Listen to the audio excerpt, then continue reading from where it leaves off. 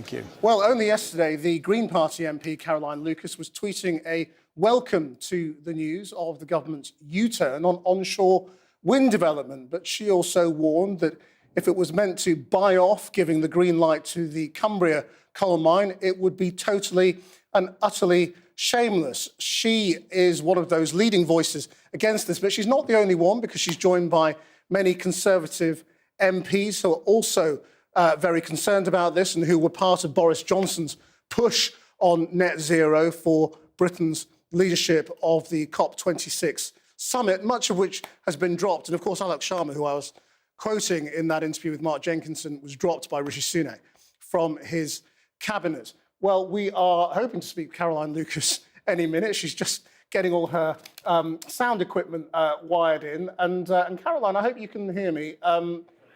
And you will have heard Mark Jenkinson there and all his arguments saying, well, you're all wrong. The fact is we need coking coal. At the moment, we import it. It makes eminent sense to dig it up ourselves. Why is he wrong?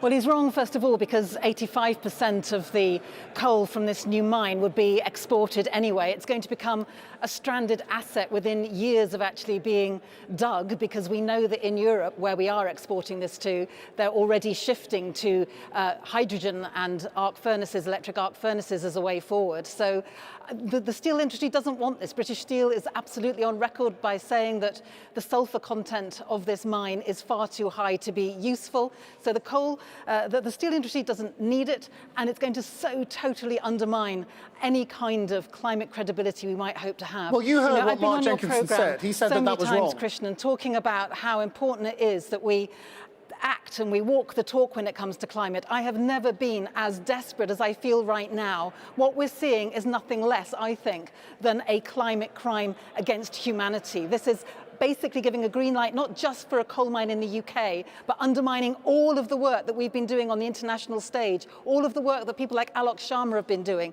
to be persuading other countries not to go back to dirty coal. If we're going to do it, we have no credibility at all. This is a desperate decision for the UK today. I mean, you say it's a climate crime. I mean, I guess people will say, well, is that hyperbole when developing world countries, India, China, are opening coal mines all the time? You know, are they all climate crimes?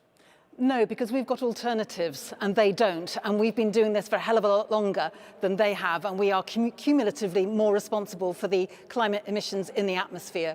We like to think of ourselves as a climate leader. We have been through the dirty industrialized program. We're supposed to be out the other end showing climate leadership. That is why this is so important, because all of those other countries that you've just cited can now point at the UK and say, if you, the sixth richest country in the world, are going to go ahead and say that we need more coal, then where does that leave any of the kind of climate rhetoric we've had to date?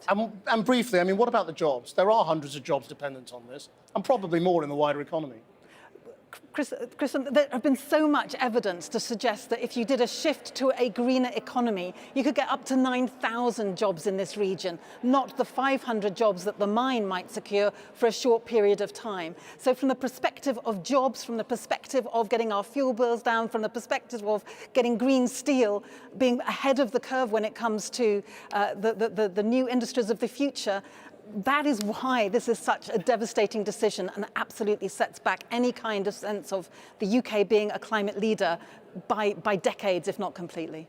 Caroline Lucas, many thanks. Over to Kieran. Now, passport control.